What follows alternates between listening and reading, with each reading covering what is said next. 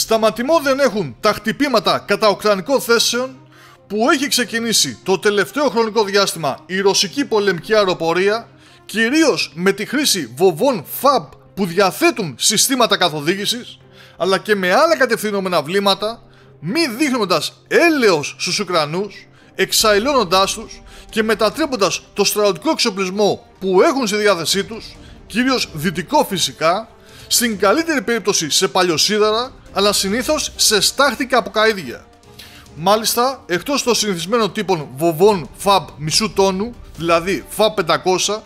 καθημερινά πλέον ρίχνουν και τις πανίσχυρες βόμβες FAB 3000, δηλαδή 3 τόνων, που προκαλούν σοκ και δέος στον εχθρό, με τεράστια ισχύ και καταστροφική δύναμη που απελευθερώνουν.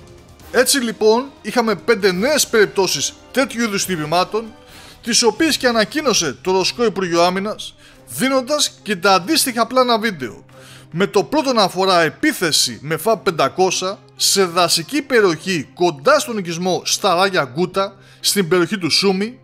όπου και χτυπήθηκε με επιτυχία ένα προσωρινό σημείο ανάπτυξης του τρίτου συντάγματος των ειδικών δυνάμεων επιχειρήσεων των ενόπλων δυνάμεων της Ουκρανίας, με την ονομασία Βοστόκ.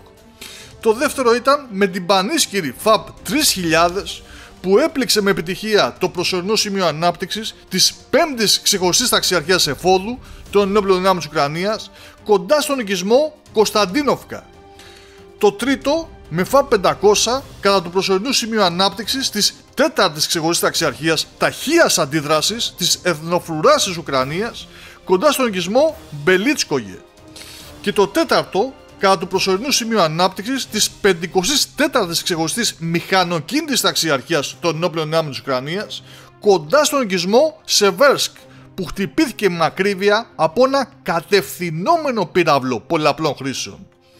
Τέλος, το Ρωσικό Υπουργείο έδωσε και μια λίστα ισχυρών πληγμάτων κατά προσωρινό σημείο ανάπτυξης των Ουκρανικών ενόπλων δυνάμεων στη λαϊκή δημοκρατία του Ντόνετσκ, χρησιμοποιώντας πυράβλους Ισκαντέρ,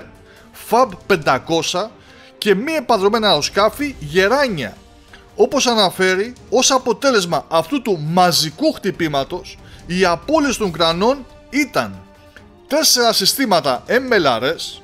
3 άρματα μάχης, έως 7 BRTM, ως 22 τόμα, ως 20 οχήματα, 4 σταθμοί EW, μία αποθήκη πυρομαχικών, ένα δικητήριο, 10 καταφύγια για προσωπικό και τέλος πάνω από 600 στρατιώτες. 600 στρατιώτες! Αυτό και μόνο επιβεβαιώνει ότι οι Ρώσοι δεν δείχνουν κανένα έλεος με το θάνατο που έρχεται από τον ουρανό για τους Ουκρανούς και έχει το όνομα FAB.